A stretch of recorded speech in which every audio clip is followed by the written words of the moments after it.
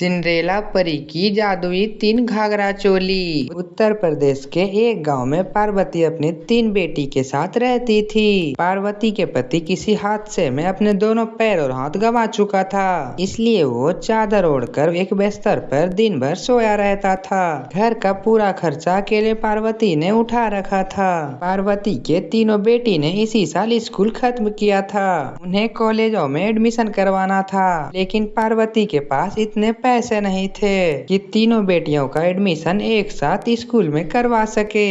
माँ, कॉलेजों में एडमिशन की डेट खत्म होने वाली है। क्या मैं कॉलेजों में एडमिशन नहीं करवाऊंगी? बेटी, तीनों का एडमिशन एक साथ कॉलेजों में करवाना मेरे लिए संभव नहीं है, लेकिन तुम चिंता मत करो, मैं अभी कहीं से कर्ज मांग के लाती हूँ। तभी पार्वती किसी जमींदार के पास कर्ज मांगने चली जाती है। जमींदार जी, मुझे अभी 25,000 की जरूरत है, जिससे कि मैं अपने तीनों बेटियों की एडमिशन करवा सकूं, इसलिए आपसे मुझे कुछ कर्ज चाहिए। ठीक है, ले लो पैसे, पर याद रखना 1 साल के अंदर अगर तुमने मेरे कर्ज नहीं लौटाए तो तुम्हें 2 गुना पैसा देने होंगे। इसी तरह जितना दिन बीतता जाएगा उतना पैसा 2 गुना होते जाएंगे। मुझे मंजूर है जमींदार साहब। के बाद जमींदार पार्वती को पैसे दे देता है। पार्वती जमींदार को धन्यवाद कह के घर चली जाती है, पर अपने बेटियों से कहती है, बेटी ये लो पैसे अपना और तीनों अपना एडमिशन करवा लो। पार्वती की बेटियां तीनों एडमिशन तो करवा लेती है, लेकिन तभी तीनों कॉलेज तो जाती है, पर वहाँ उससे सब लोग खूबसूरत लड़के एवं लड़कियां थी। उन लोगों के बीच में तीनों बहन को बहुत अजीब सा लगता था। सबसे बड़ी वाली बहन बोलती है, देखो नीलम, ये लोगों ने तो बहुत अच्छे कपड़े पहन रखे हैं। हम लोगों के पास तो फटे पुराने कपड़े हैं, जिससे हम लोग भिखारी दिख रहे हैं। मुझे तो लगता है ये लोग मेरा मजाक बना देंगे। कोई बात नहीं है दीदी, मुझे तो लगता है यहाँ किसी को किसी से कोई मतलब नहीं है। वो तीनों बहन आपस में बात कर ही रही थी। तभी वहाँ सीमा नाम की लड़की वहाँ उसके पास आ जाती है और कहती है, हेलो, मेरा नाम सीमा है। मुझे तो तुम तीनों का चेहरा देखकर तुम तीनों आपस में बहन लग रही हो।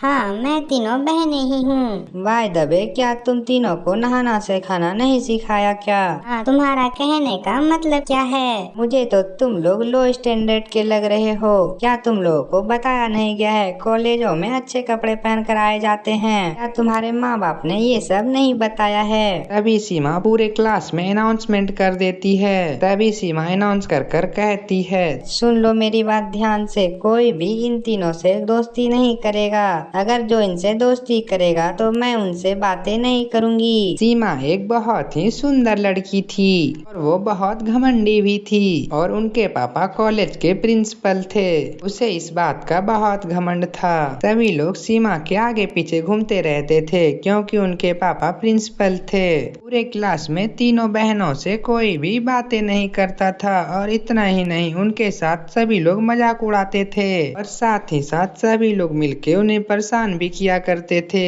उसी कॉलेज में एक बहुत ही खूबसूरत एवं स्मार्ट लड़का कुणाल पढ़ता था, जिसके की खूबसूरती पे पूरे कॉलेज की लड़कियां मरती थी, लेकिन कुणाल किसी को भाव तक नहीं देता था। सीमा भी कुणाल के पीछे पागल थी, लेकिन कुणाल सीमा को थोड़ा भी भाव नहीं देता था। इसी तरह कुछ समय बीतते गए। इसी तरह तीनों बहनों को कॉलेजों में पढ़ते 1 साल हो गए, और 1 सालों में उन लोगों को बहुत सारे परेशानियों का सामना करना पड़ा। दीदी, अगर मुझे पता होता तो मैं आज इन कॉलेजों में एडमिशन नहीं करवाती।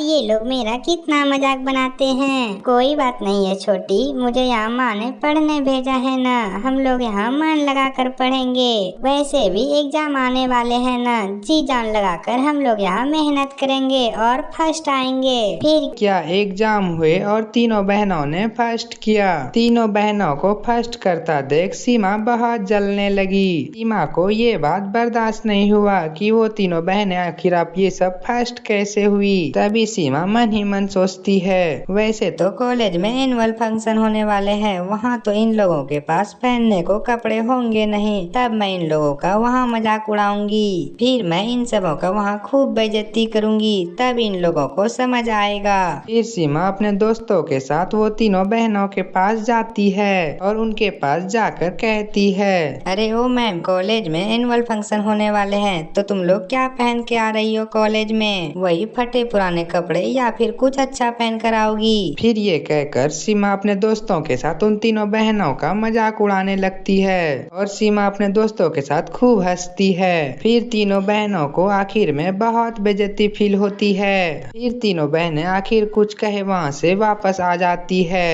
आते वक्त रास्ते में नीलम कहती है, अरे हमारे पास तो सच में कुछ भी कपड़े नहीं हैं। सच में एनुअल एग्जाम के दिन हम लोगों के मजाक उड़ाए जाएंगे। तीनों बहनें ये सब कह के बहुत उदास थी। तीनों उदास बहनें में से छोटी वाली बहन कहती है, दीदी ऐसा नहीं हो सकता कि कोई परी आकर मुझे एक सुंदर सा ड्रेस देकर चली जाए, जैसे कि कोई फिल्मों में होता है। तभी नीलम उससे कहती है, अरे नहीं पगली, ऐसा नहीं होता है। ये सब तो सिर्फ फिल्मों और कहानियों में होता है। वास्तविक जीवन में ऐसा कुछ भी नहीं होता है। नीलम कितना कह ही रही थी कि तभी वहाँ आसमान से एक परी आती है। परी को आता देख छोटी वाली बहन कहती है, दीदी देखो परी आ गई, देखो दीदी परी आ गई। वो तीनों परी को देखकर हैरान हो जाती है। लड़कियों तुम परेशान मत हो, मैं एक सिंड्रेला परी हूँ जो कि तुम लोगों की मदद करने आई हूँ। तुम लोग के एनुअल फंक्शन में होने वाले कंपटीशन के लिए मैं तुम तीनों को बहुत अच्छे